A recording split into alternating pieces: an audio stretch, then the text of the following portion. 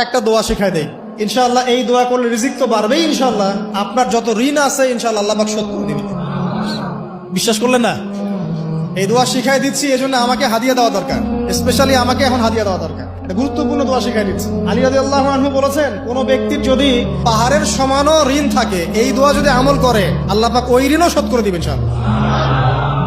ঋণ কেমন জানেন? ওই যে এখন মানুষ ঋণ নিচ্ছে 1 কোটি টাকা ব্যাংক থেকে, 2 কোটি টাকা ব্যাংক থেকে, হ্যাঁ, কত বছর, 10 বছরের জন্য, 20 বছরের জন্য বাড়ি করছে, তাই না? তার ধারণা এমন যে সে মারা গেলে তার ঋণটা কেউ না কেউ শোধ করে দিবেই দিবে, তাই তো? আর আল্লাহর রাসূল কি বলছেন দেখেন, একজন মারা গেছেন, নবী সাল্লাল্লাহু আলাইহি ওয়াসাল্লামের সময় একজন মারা গেছেন। তো নবী করিম সাল্লাল্লাহু আলাইহি ওয়াসাল্লাম বলছেন, এই ব্যক্তির কি কোনো ঋণ আছে?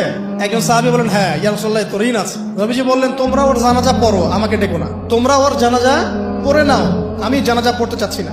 আমি এখন কেমন করে আপনাকে বুঝাবো ঋণ কত ভয়ঙ্কর জিনিস? আপনি যে ব্যাংক থেকে 3-4 কোটি টাকার লোন নিয়ে রাখছেন, লাখ লাখ টাকা লোন নিয়ে বসে আছেন, দিব্যি সুখে বসে আছেন, এমন চিন্তায় যে আপনার মৌত হবে না। আর নবী সাল্লাল্লাহু আলাইহি ওয়াসাল্লামের সময়ে একজন মারা যাচ্ছেন, তিনি বলছেন তোমরা জানাজা পড়ে নাও, আমি জানাজা পড়তে চাচ্ছি না। মানে ঋণগ্রস্ত ব্যক্তি জানাজাও তিনি পড়তেন না। তারপরে একজন এসে বললেন, ইয়া রাসূলুল্লাহ, আমি তার ঋণ শোধ করে দিব, তার যা ঋণ আছে আমি শোধ করে দিব। তখন নবী এসে জানাজা পড়লেন সাল্লাল্লাহু আলাইহি ওয়াসাল্লাম। তা আপনার এই কোটি কোটি টাকা ঋণ শোধ করার লোক তো রেডি আছে নাকি? আছে না? সমস্যা নেই, আপনার জানাজা পড়া হবে, আপনার মিলাদও হবে, আপনার একটা বড়সড় দোয়াও হবে ইনশাআল্লাহ। কিন্তু আল্লাহ পাক বলেছেন, শহীদ, আল্লাহর পথে যুদ্ধ করে শহীদ হয়েছে, এই ব্যক্তির আত্মাও ঝুলে থাকে যতক্ষণ পর্যন্ত না তার ঋণটা শোধ করা হয়। এবার বলেন আমি কি বুঝাবো আপনাকে? আর কিছু বলতে হবে? তো এখন সেই দোয়া শিখাচ্ছি আপনাদেরকে, যে দোয়া শিখলে আপনার ঋণ থেকে বাঁচবেন ইনশাআল্লাহ। কত দিবেন বলেন? আচ্ছা, হ্যাঁ, এই তো শুকরিয়া।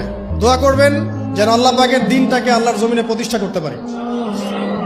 আমার সাথে বলেন, দোয়াটা হচ্ছে, আল্লাহুম্মা ইকফিনি বিহালালিকা আন হারামিকা ওয়া আগনিনি বিফদলিকা আম্মান সিওয়াকা।